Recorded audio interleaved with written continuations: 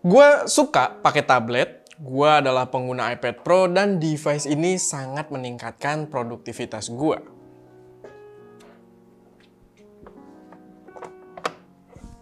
Tapi, dengan harganya yang masih belasan juta, tentunya produk ini bukan buat semua orang. Ada alternatif iPad Air Gen 4, tapi harganya masih start di atas 8 jutaan. Itu pun yang non-iBox. So, buat kalian yang nyari alternatif budget, ada Huawei MatePad ini, yang dibanderol cuma 4 jutaan aja.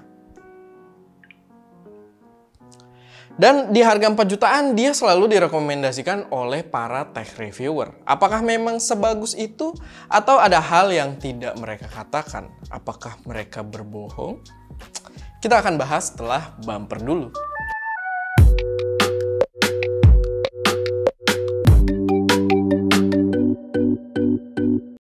Halo semuanya, selamat datang di channel Nyanteh dengan gue Erwin, di mana pada channel ini kita akan membahas tentang berbagai hal yang berkaitan dengan teknologi, kayak gadget, laptop, PC, peripherals, dan lain sebagainya. So, buat yang belum, pastiin kalian subscribe dan aktifin juga notifikasinya ke mode all, biar nggak ketinggalan update-update terbaru dari kita. Nah, kayak yang gue kasih tahu di awal tadi, kali ini gue mau membahas sebuah tablet dari brand Huawei, yaitu adalah Huawei MatePad 10,4 inch. Ini adalah versi terbaru yang udah menggunakan Kirin 820 dan dia dijual dengan harga Rp4.499.000. Di sini gue bakal coba biar pembahasannya nggak terlalu teknis karena gue belum expert juga buat dunia pergadgetan, dan gue yakin udah banyak juga reviewer yang udah bahas in-depth tablet ini. Tapi gue bakal kasih real experience gue menggunakan tablet yang satu ini dari sudut pandang yang mungkin cukup berbeda. Jadi gue harap video ini bakal cukup berguna buat banyak orang yang lagi nyari referensi tablet yang tepat. Pertama, pastinya impresi fisik dulu. Menurut gua, ini adalah tablet yang paling cakep yang bisa kita beli di harga Rp4,5 juta. Gimana enggak? Dengan 4,5 juta ini aja, dia udah memiliki tipe layar full view display, tanpa ada jidat ataupun dagu di sisi bezelnya. Build quality sangat rigid dan finish yang diberikan pun ini bener-bener membuatnya terasa mahal. Tadi mulut gua nempel ya, mungkin karena kering gitu kan, belum kena air. Tapi kita lanjut. Overall, secara fisik, tablet ini memberikan impresi yang sangat baik. Dan gue yakin kalian gak akan kecewa pada impresi ketika pertama unboxing barangnya. Buat spesifikasi sendiri, tablet ini udah dilengkapi dengan CPU Kirin 820, GPU Mali G57, RAM 4GB, dan storage internal 128GB. Sedikit upgrade dari yang versi sebelumnya, dan kalian pun tetap bisa expand pakai microSD up to 512GB. Menurut gue, itu udah terbilang cukup banget buat sebuah tablet di workflow gue. Performa yang diberikan di pengetesan gue juga menunjukkan performa yang sangat baik untuk berbagai penggunaan, yang pastinya nanti kita akan tes lebih lanjut. Fitur keamanan juga oke, dia udah punya fitur unlock menggunakan scan wajah, dan itu berfungsi dengan sangat baik dan cepat walaupun di kondisi cahaya yang berbeda-beda.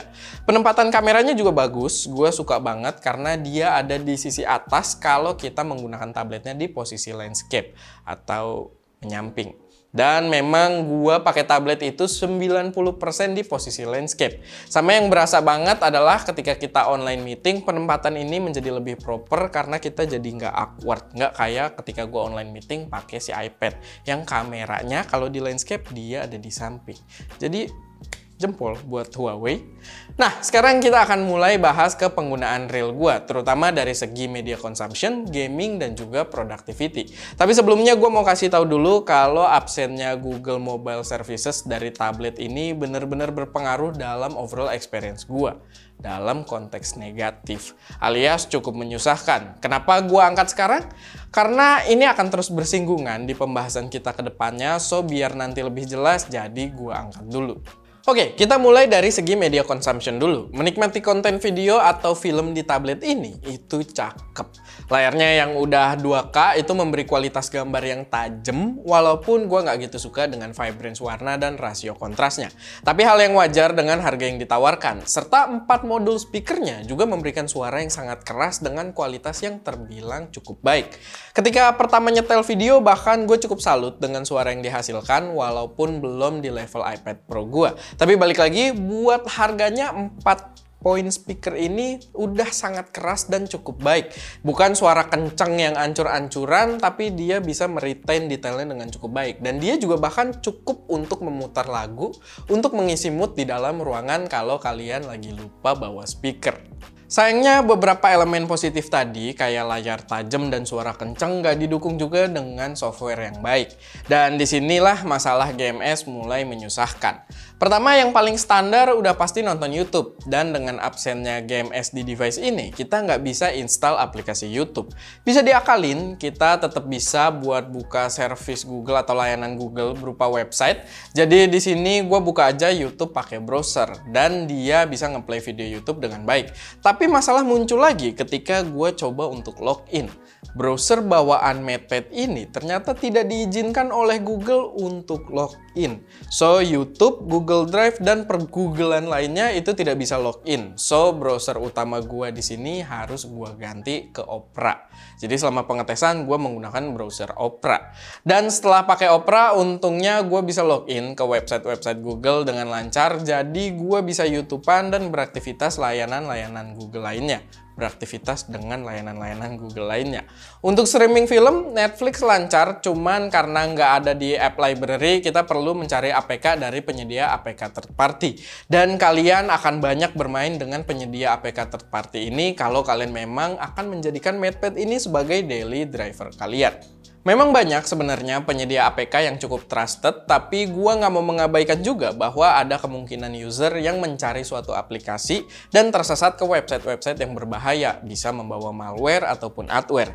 Yes, ketika kita mau menginstal pun, sistem tablet ini akan melakukan scanning untuk memastikan APK aman. Tapi gua nggak akan percaya 100% karena masalah Huawei dan Google ini aja berasal dari privacy issue.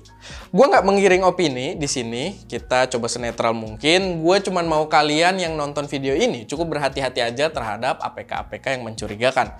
Play Store dan App Store aja walaupun jarang tapi tetap bisa ada problem dengan developer-developer bandel, apalagi lewat third party website. Jelas memperbesar resiko yang mungkin terjadi.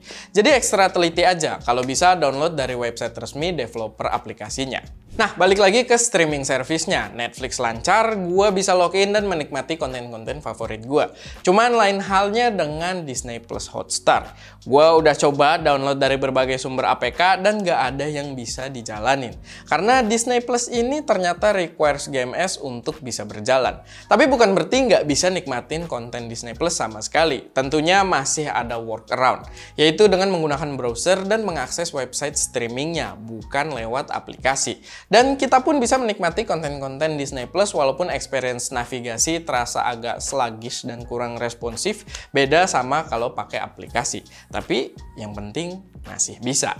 Dan gua cuma ngetes di beberapa aplikasi tadi. Who knows kalau kalian pakai streaming service lainnya. Jadi mungkin ya siap-siap terima dan tak terima gitu kan. Sekarang soal gaming, gua nggak akan bahas in-depth untuk ini karena gua bukan pemain mobile game yang cukup intens, tapi gua punya beberapa insight juga di sini. Install game juga cukup tricky di sini karena app galerinya nggak komplit. Kita masih harus banyak mencari APK dari pihak ketiga atau dari website resmi developernya. Untuk performa tablet ini udah sangat cukup. Gua bisa bermain PUBG Mobile dengan lancar di settingan tinggi dengan FPS yang cukup decent. Gua main sekitar 2-3 ronde karena gua main juga nggak lama-lama banget gitu kan. Tapi itu sampai akhir ya. Gua nggak langsung mati terus ganti ronde gitu, enggak. Gua 2-3 full ronde. Itu pun nggak ada masalah panas yang mengganggu, mungkin jadi anget tapi nggak noticeable buat gua. Jadi nggak mengganggu ketika lagi main game juga. Dan gua bisa bilang performance-nya udah cukup mantap. Sayangnya masih terkendala oleh GMS. Kalian mungkin akan menemukan beberapa game yang nggak bisa dijalanin di tablet ini karena require GMS. Di sini gua coba-coba download COD Mobile dan gua nggak nemu APK yang bisa dijalanin di sini. Jadi gua download beberapa APK COD Mobile dan semuanya nggak bisa dijalanin karena require GMS. Mungkin kalau kalian niat banget, kalian bisa cari buat ngakalinnya atau cari workaround-nya lagi, tapi buat gua udah terlalu effort. Sama gue rasa kalian perlu aware juga. Gue sempat lihat di reviewnya Putu Reza, kalau kalian doyan in-app purchase atau beli-beli di dalam gamenya, itu bakal jadi agak ribet karena gamenya tidak terkoneksi dengan GMS. Tapi bukan berarti nggak bisa, bisa, cuman agak ribet aja. Mungkin diarahin ke web resmi developer atau semacamnya. Oke, kita lanjut lagi ke bagian productivity. Sayangnya pada pembahasan ini gue merasa kurang maksimal karena gue nggak ada keyboard case-nya, tapi nggak apa-apa. Gue akan coba untuk tetap memberikan insight semaksimal mungkin. Nah, gue pribadi dalam hal produktivitas, gue itu banyak banget memanfaatkan Google Services atau layanan Google. Gue selalu pakai Google Drive, Google Doc, Gmail, dan lain sebagainya. Apalagi gue YouTube creator. Jadi otomatis gue memanfaatkan banyak layanan Google. Dan dari poin tersebut udah pasti kalau masalah GMS akan sangat bersinggungan dengan kebutuhan gue. Tapi balik lagi, bukan nggak bisa, karena ini device Android tentunya banyak workaround, banyak tweak yang bisa dilakukan. Tapi gue pribadi yang paling simple adalah dengan memanfaatkan browser aja dan mengaktifkan mode desktop agar bisa menjalankan semua fungsinya. Walaupun experience-nya nggak terlalu fluid, tapi it get the jobs done. Buat editing video gue belum sempet coba, tapi editing foto menggunakan Lightroom itu bisa berjalan dengan baik tanpa ada isu. Paling pay attention sama warna aja karena dia nggak menggunakan panel layar yang akurat. Sama multitasking kayak split screen dan juga picture in picture juga possible di tablet ini yang pastinya bisa mempermudah produktivitas kita juga. Dan pastinya menjadi poin penting untuk sebuah tablet. Nah, dari semua pembahasan tadi, apakah gue setuju dengan reviewer lain yang bilang kalau tablet Huawei MatePad ini recommended? Sebenarnya kalau ngelihat harga, build quality, dan performa yang diberikan, yap, ini worth it. Bahkan worth it banget. Cuman dengan hilangnya GMS ini jadi agak rumit karena dia jadi punya beberapa limitasi yang sangat berpengaruh buat sebagian orang, termasuk gua. Yap, gua tahu ini tablet Android, selalu ada workaround atau tweaking yang bisa kita lakukan pada tablet-tablet Android, tapi nggak semua orang bisa atau mau melakukan extra effort tersebut. Belum lagi setelah tweaking, biasanya sistem kita akan lebih clutter atau berantakan dan ada effort buat bersihinnya lagi. Jadi simpelnya gini sih, kalau mau ngambil garis besarnya, ini tablet worth it. Worth it parah bahkan bisa gue bilang buat teman-teman yang doyan ngutak-ngatik gadget.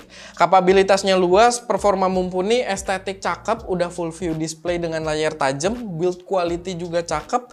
Pokoknya rekomen asalkan kalian mau tambah effort buat masuk ke sistem Huawei yang udah nggak pakai GMS lagi.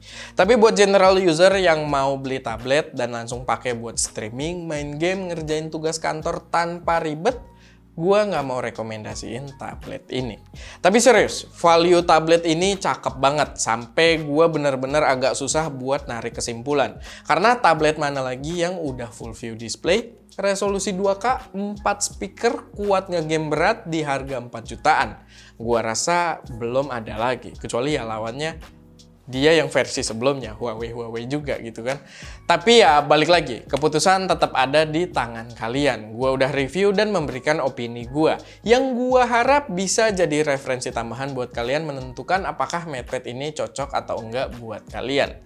Kayak biasa, kalau ada koreksi, saran, atau pertanyaan, taruh aja semuanya di kolom komentar. Jangan lupa buat join juga server Discord kita, biar bisa diskusi soal teknologi dan produktivitas lebih in-depth lagi. Linknya ada di deskripsi. Dan pastiin juga kalian udah subscribe dan ubah notifikasi ke mode all, biar nggak ketinggalan update-update terbaru dari kita. Oke, itu aja. Gue Erwin, di belakang kamera ada Ska, dan sampai jumpa di video lain.